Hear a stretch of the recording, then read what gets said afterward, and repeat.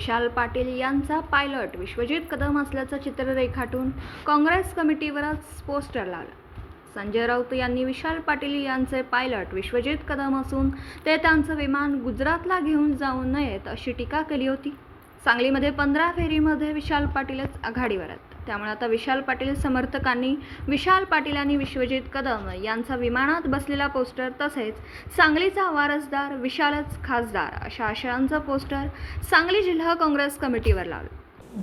दिवसभरातील घडामोडींचा आढावा घेण्यासाठी पाहत रहा N24 मराठी न्यूज चॅनल।